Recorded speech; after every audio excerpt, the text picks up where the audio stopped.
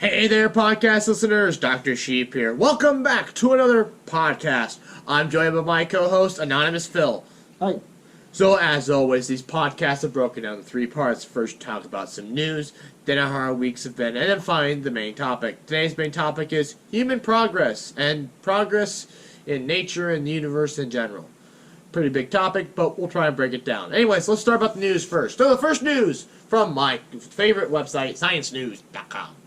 Or .org, I should say. Blood vessels built from patient cells could help people on dialysis. Now, the whole dialysis thing, they haven't exactly explained in the article why they need these implants, but they've elaborated on where these blood vessels could be used in other applications, specifically repairing damaged blood vessels that were taken out or removed or just completely destroyed during tumor removal. And one of the things they point out in the article is that they put them in the solution that provided the cells nutrients to divide and grow. So my question to you, Phil, is if we can make this solution, what's to stop us from completely growing babies in test tubes? Well, I mean... It's technically, basically the same technology. Yeah, but there's, like... And we can already a whole do bunch it with of, like, baby moral sheep. and ethical dilemmas with that. And we can do it with baby sheep. We were able to put baby sheep in a plastic bag and get them to full maturity. Except since it was done in the U.S., we had to kill them before they could go full term. That was kind of sad. Yeah. Which I didn't quite fully understand, because this is an old topic, though. Yeah. But, like, I didn't quite fully understand why we had to kill them. They're not like they're human babies.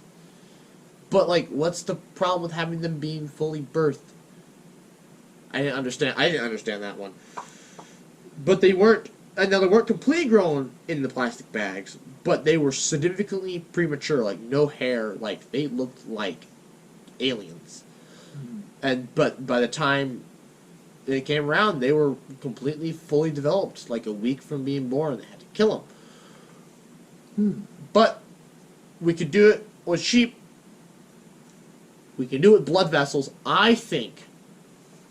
Do you think that we already have the technology to completely grow a human in a test tube? I don't know about successfully. I mean, I think we could certainly try and become successful within, a couple of years. But the thing with humans is that the reason why it hasn't been done yet is because there's a whole bunch of ethical and moral dilemmas along with that. In a sense, you're like playing God. I mean, we're playing God here. Are Yes, we not? but it's not in like the traditional sense. You're not creating babies in the traditional manner. I had a thought one day, and I can't remember what it was. But it was in such a fundamental idea, something so fundamental that we were playing. And asked, why should we stop doing this? Like, we're playing God, are we not? I don't remember what it was, Because though. see, eventually, then you get to the point where you only put the right cells together that would allow you to create a sort of superhuman. Because then you can now elaborate upon the idea of where you only want specific genes to be displayed or whatever. We do that now. Yes, but what I'm saying is that in a sense that is playing God, because you are now deciding what genetic traits your child would have, which is, I mean, currently right now, we don't accept that in society. I ponder why. What do you mean why? Like, why is okay, this kind of plays into the end discussion, so maybe we should be a little careful how we say this. But what's wrong? What's wrong with taking cattle? We make them better for our own benefit.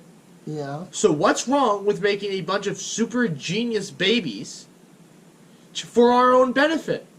It's no different than making a a steer able to produce more steak for less corn. What's wrong? That's for our own benefit.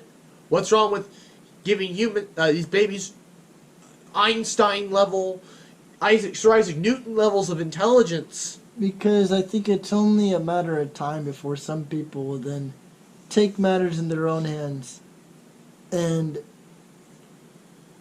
take babies and engineer them in a way to where they no longer seem like humans in a sense. You know, because they're, I don't know, I just see it, Then that's what's next. I just see it as a point where it could just be taken out of control. You know, where it's like, what have we done? You know, it seems like just little fixes. You know, that can't be bad, but it's only a matter of time before little fixes become big things, and then bigger changes. And the next thing you know, you just want to redo the entire creation of the human body because you realize how imperfected it is. Because I mean, think about it, we breathe and eat with the same tube. You know, so it's like, think about how much better we could reinvent ourselves. So we'd no longer be considered a Homo sapien. It could have all the different changes that we believe we could do to the human body. And so, like, you know, little things that we could improve on to make it better. But then it's like, what if we just re-engineer the entire body in general? That's what my problem is. I feel like eventually it'll get to the point where it becomes out of control. So there has to be a point where you eventually say stop. What if you just say stop at the beginning? Just say not at all. Humans, just leave it alone. But I feel as if, though, you're preventing what could be our salvation, what could save humanity, what could save Our the world. salvation should be using what we have. I mean, think about We can, but we can, though. doing the best with what we have. Well, we do, but we have that technology. Why not use it? Because I feel like You just said, though, use what we have. We have the technology. no. That's not what I'm getting at. What I'm getting at is like our ancient ancestors. They managed to get us to this point using the resources given by the earth. I mean, how much have humans changed in the past 20,000 years, though? That's what I'm saying. Though Not much. That's exactly my point. My point is that eventually you'll get to the point where you no longer say you have a human, and those new people with these genetic differences will now look upon us as lesser humans. We will now be looked upon as lesser humans. Well, we're not humans. They're not humans. They can't. They can do that. They want to call if they want to call themselves humans, then we can't be humans. We have to be lesser. Either they are some new master race. But what's to say that at that point, we just take these humans, or things, these creatures, exactly. and just use them as brains, computers. Use them as that's not computers. human. That's not human.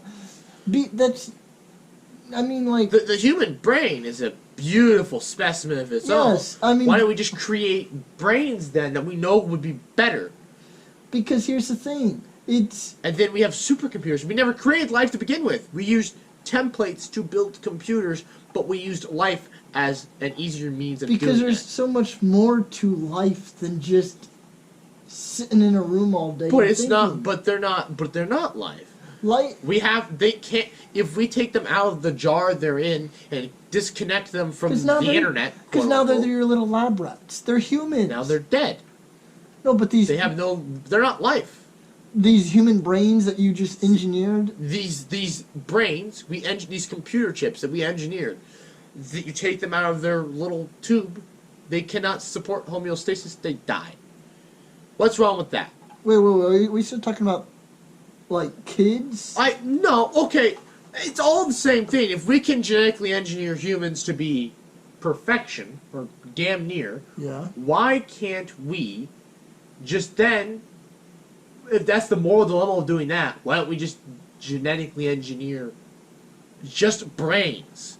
Just make brains that we can easily tap into the internet and wires and that we can then use them to do complex okay. problems So you just want to have that current silicon chips cannot do.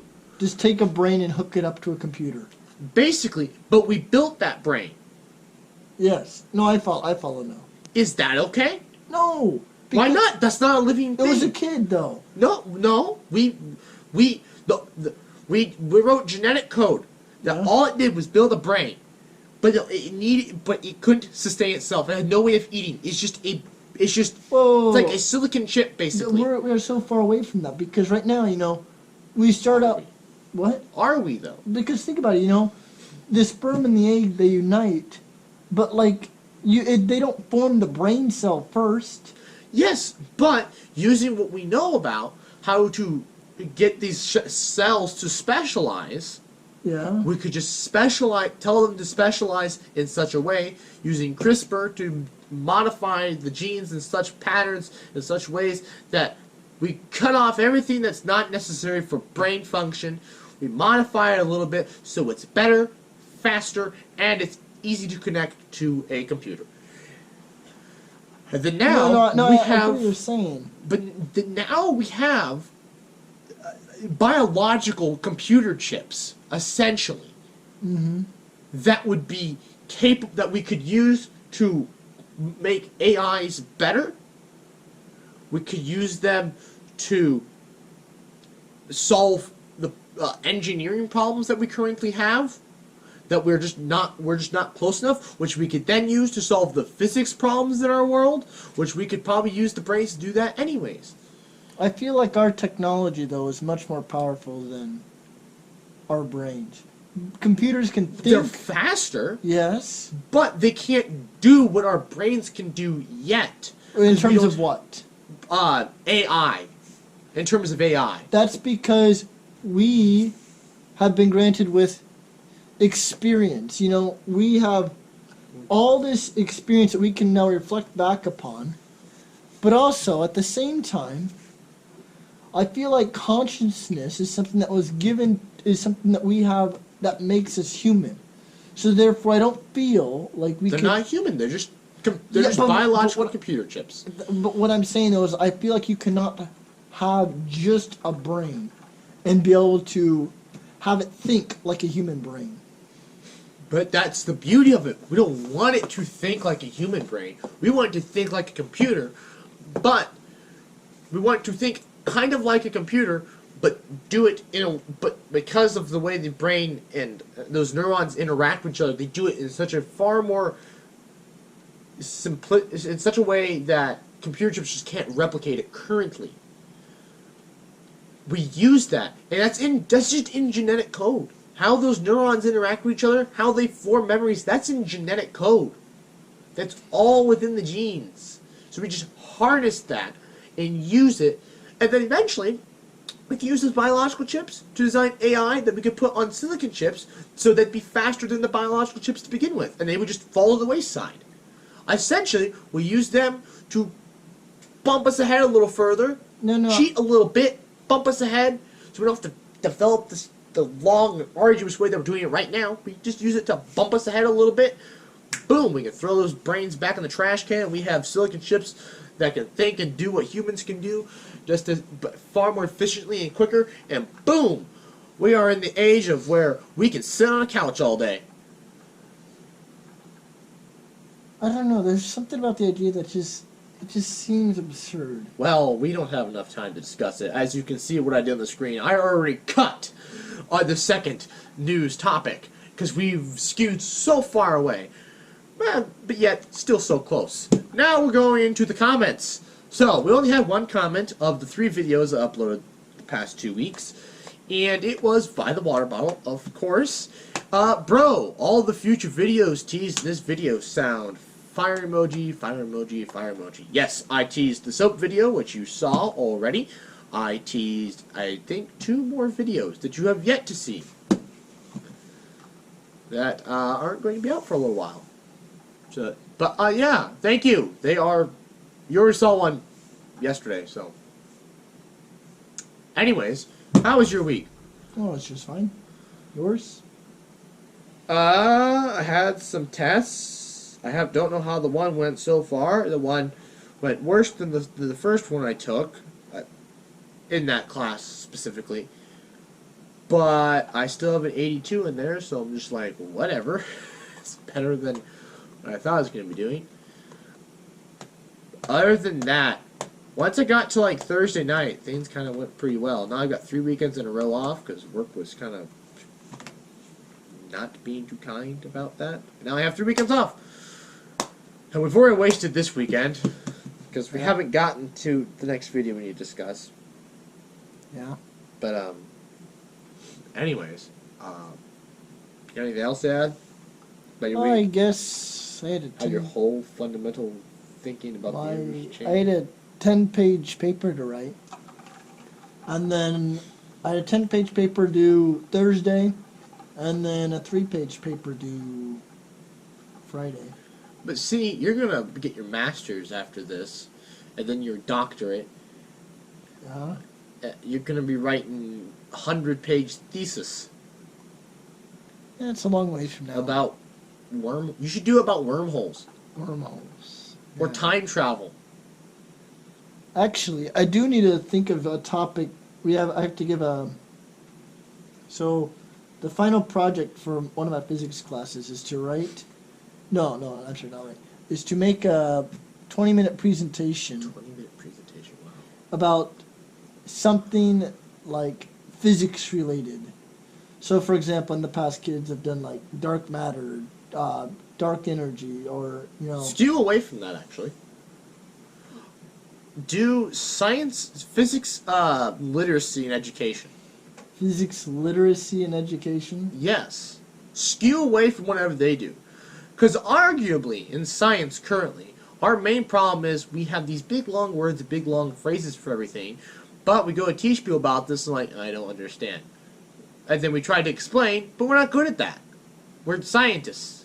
Well, I mean, my job here is to take what you tell me and get it out to the masses in such a way that they understand. Except in a conservation of momentum video, which you haven't seen yet, because it won't be out for a while. But we talk about gamma, and that is way over the heads. But the point of that video was to kind of like screw around with it, which I think we should have done better on the basics. Yeah. But I think in our energy video, we can. Or the thermodynamics video, we can do.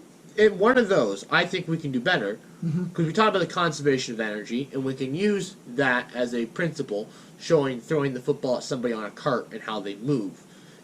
You're conserving kinetic energy. You're conserving momentum, but also kinetic energy is being converted into heat energy, the friction on the wheels. Mm-hmm. So it applies. It's a stretch, but it applies. But see right there, already taking what would probably be a 20-minute lecturing in but class. That's not exactly like.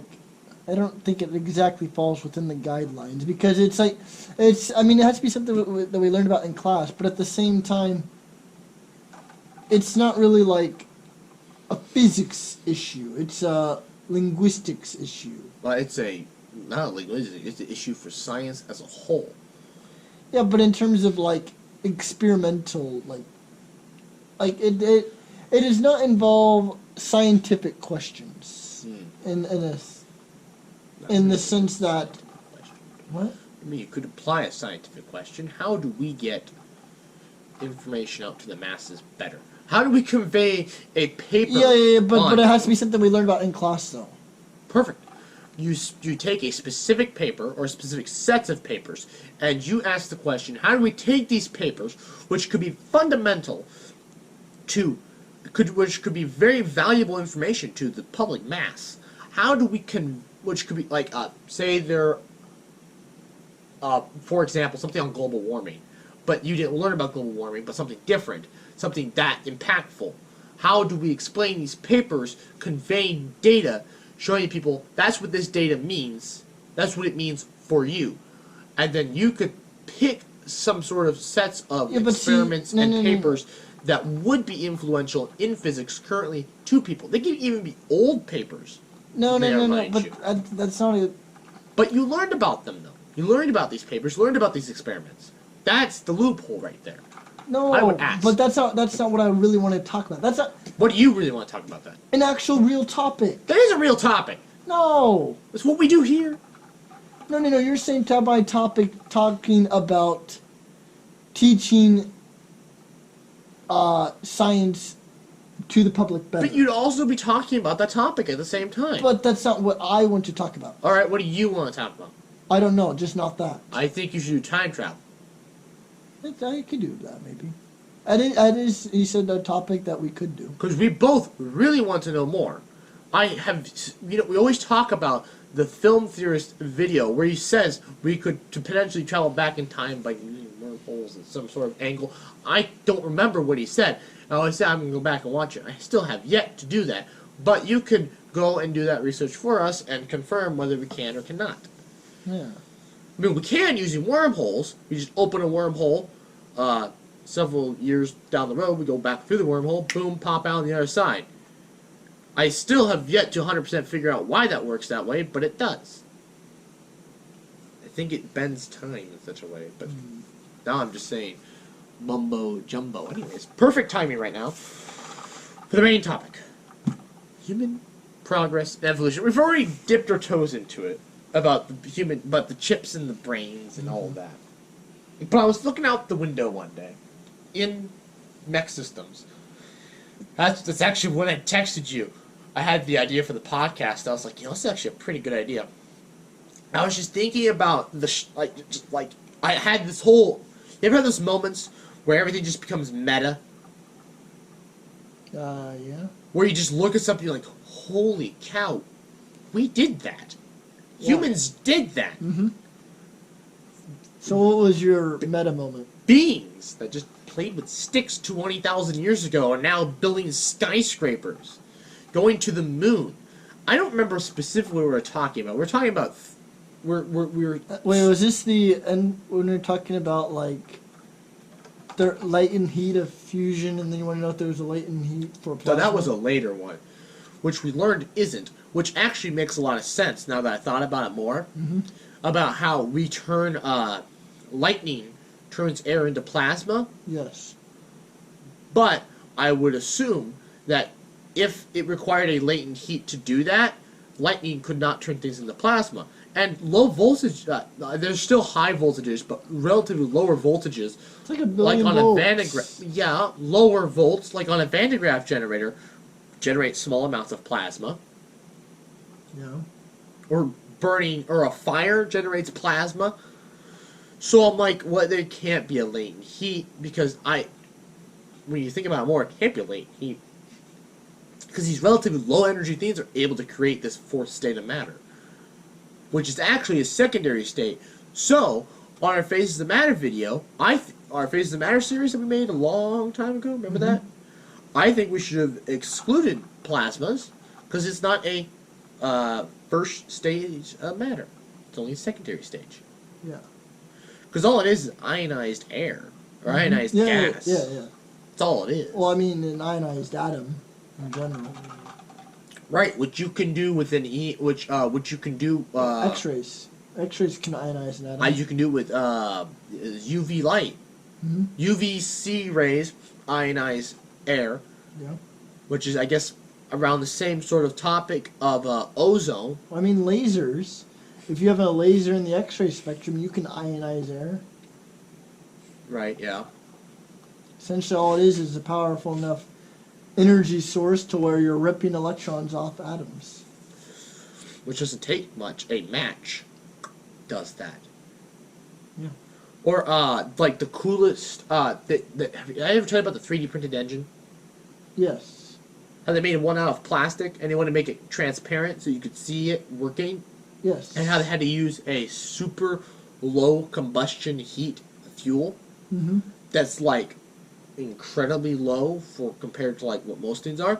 That creates plasma, a very low temperature plasma, but creates plasma. And you don't even have to like ionizing air.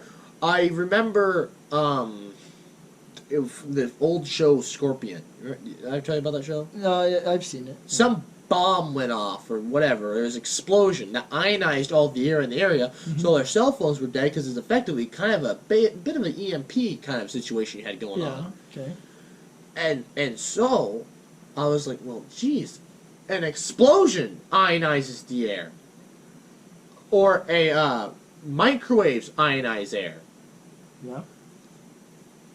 Wait, but go back to your topic. So originally we were talking about what Human progress. What was my meta moment? I don't remember specifically, because this was like several days ago already now. It was Wednesday. It was something after a text. Well, no, I sent you the text after I had the idea. What was this text? I was looking out the... It was on Snapchat. Oh. It's gone. No, but I was just looking out the window, and it was, I think it was... Oh, I was thinking about how the seasons were changing. Yeah. And we're also talking about, we're starting to dip our toes into thermodynamics a little bit. Where we just stopped talking about latent heat. Now we're talking about heat transfer and the rate at which that happens. And so, I was looking outside, pondering the universe as I do, because that class is kind of easy. So I look out the window, and I'm just pondering, and I started to think, like, you know, here we are, humans, fulfilling entropy. But we're doing it in such an interesting way. Why have humans decided that our way of fulfilling entropy, which is the basic fundamental principle for all life to do, the whole purpose of life is to fulfill entropy. Why have we humans decided to build skyscrapers, cars, go to the moon, send robots to Mars that effectively have no impact on us here, and fulfilling our forms of entropy? Why have humans decided to do these things that, say, a plant or an ape or a monkey, why have they not done this? Well, I mean, it started with baby steps. I mean, first we had to build a skyscraper before we went to the moon. Before we built a skyscraper, we had to learn how to build a house out of sticks. Before we learned how to build a house out of sticks, we learned about fire. I guess technically there are animals that already use sticks, houses, and haven't managed to overthrow the human race. Yeah, but I guess the thing is that it starts out with baby steps, little things that transcend into big things, but you can only transcend into those big things after you have mastered your own environment to allow you time to really contemplate something deeper, some deeper meaning. Right. And that deeper meaning of why is really just more or less the abstract part of our brain trying to express itself. We were given this ability, this prefrontal cortex way of thinking that was given to us, and our abstract way of thinking and just imagining a world, and then later on deciding to go do it. That is what led us to do that. And so the question of why, I guess you really have to dig down deeper into why did we even have this abstract thinking as opposed to any other animals? Because that is the reason why. Right. And why did evolution decide yes, in this specific situation and there was a great Vsauce video that you need to go watch about this. It was one of his free trial videos that he gives, like one free trial every season. You get one free trial video to watch. He's only made 2 seasons. Oh, I guess no. There was. I guess maybe it was season 3 or whatever. But he said one season he said there's going to be like, he wanted to have like several free videos. He wanted to start making his videos more free on YouTube Red or whatever. But anyways, the video, it was about the cognitive trade-off hypothesis. I believe that was the name of the video, the cognitive trade-off hypothesis. But to give you the short rundown of this like half-hour video, it was basically the idea that we formed this cognitive ability when we left the trees. Okay. When we left the trees, we no longer started to think like apes. We had to start thinking in a more abstract way, fearing the future, fearing what was no longer safe what in the was trees. on the horizon? Yes. And this level of fear is what led to this abstract way of thinking. And then the more we started to use this abstract way of thinking, the more it wanted to express itself. And how did we start abstracting that self? With cave paintings. Cave paintings were a way of picturing the universe, a way of drawing dreams, in a sense. And then eventually, we got to the point where, like, let's do something, you know? Let's make these dreams become real, and you know. But why? Okay. So, then my question is... And I guess it really depended, it really came to society. Once we really started grouping up and forming a society, and then we started forming coins and exchange and allowing things like math to enter the world, that is really where it sort of kick-started all these dreams. Because, Right. I mean, other animals, you know, provided they also had this ability to think like we do, they need a way to kickstart it, a way to get it going. Because it's like having an engine, but having no gas in it. You need a way to get it going. And so that's really where the idea of having this society and allowing trade and different ideas to now be communicated. Because now you can exchange your ideas with others and have them be influenced. But then you also need a way to, you know, craft them. And I guess the way of crafting is basically once you started having societies and needing different people for different tasks. And now the more things started to change, you know, now you have new tasks that open up over time. You know, there's so many different jobs now that were not jobs 10 years ago. You know?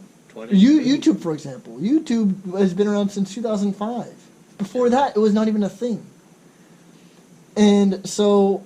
And arguably, YouTuber wasn't a job until like 2006. So really, it was the whole idea of forming complex societies that I would say really kick-started all those dreams. Well, okay, so maybe I'm thinking about this wrong then. But maybe I'm thinking about it at a different angle, because again, specialization. Mm-hmm. Why? Okay, so does entropy not care about how the arrow continues? Does it not care? Because I feel like life... What do you mean? ...is a really complicated way to fulfill that. It's a really complicated way to get from order to disorder, quote-unquote. I mean, the arrow of time, it flows in the direction right in which entropy increases. Right. Yes? Yes. Does it have a favoritism at all, though? Because I feel like life is a really complicated way of doing that. Why didn't life is just a really complicated way of doing that? Because effectively what's happening is we exist on this planet. Okay. And this planet is orbiting the sun. Okay. And this planet is slowly cooling off. Okay. Over billions and billions of years. But before it cools off, the sun's going to expand and destroy itself anyways. Sure. So, why is it that here on this planet, that's just doing what every other planet has done, like Mars, which cooled off, and it's now just dead, sitting there. Yes. Why did Earth? Why in its way of making things cool off? How is creating life, providing a point for life? Why is life an easier way of? Why life seems like a really complicated way of cooling off the planet? Don't you think? Oh, so wait, are you asking why should life exist at all? Right. I think yes. Maybe Why? That's the Why should fundamental. life on this planet exist at all? Why should life exist in the universe at all? Yes. Because if the universe were to just do things like it has been doing things and to continue and to just fulfill entropy, wouldn't it make a lot more sense just to have pools of water on the surface radiating heat into space. No, and I get what cooling you're the saying. I planet, don't think. Then having some organisms take heat, take the sun's energy, convert it to other things, store that energy, I don't think and then release it at some other point in time. I don't think you're looking at this right. I don't think entropy, the idea of releasing heat as quickly as possible, is the I don't know how to really word this exactly, but the main way of a planet existing at all. I don't think the idea of trying to fulfill entropy is a planet's primary task, in a way of saying. What is the planet's task, then? Does the planet have a task? Can it have a task? Should it have a task? I guess a task, in a sense, is more or less just like molecules interacting, atoms bouncing against others. Right. Yes, and I don't think entropy is one of the things that you should consider first among all others when deciding how the molecules are going to interact. Because I guess, the whole reason why Earth is suitable for life, It's the distance from the sun and its makeup. Yeah, but in the makeup was dependent upon how the Earth cooled. It has this iron nickel core. Right. And because of how it's cooling, through entropy. Yes, and it was given this magnetic field to deflect all the harmful solar radiation. So I guess it's more or less... It's cooling slower. Because of how Earth cooled, it allowed life to form. Because if Earth cooled because Earth cooled slow enough, the outer layers cooled first, and you had this iron nickel ball within this molten plasma, which gave rise to what? Not a plasma. Or sorry, not plasma, but this liquid molten metal that gave rise to plate tectonics, but also the magnetic field. And the turning that causes the magnetic field is convection, which is part of transferring of energy, which is part of thermodynamics, and is that fulfilling of entropy in the first place. So, I guess here's the thing. Entropy, if done correctly, could lead to life. Now, but entropy doesn't necessarily decide whether this is more efficient or not than just did what it did for Mars or any other celestial body further than Earth. So I guess if you say so you could say that life occurred because of how Earth cooled. So I guess then you have to ask the question: why did Earth not cool like any of the other planets? That's a discussion for another day. Unfortunately, I want to cut us off here at 38 minutes. I would like to thank you all for listening. Checking me out on Instagram, Dr_Sheep_YouTube. Please like, comment, and share, and subscribe. New podcast every other Friday, 4:30 p.m. Central Time. And as always, good night.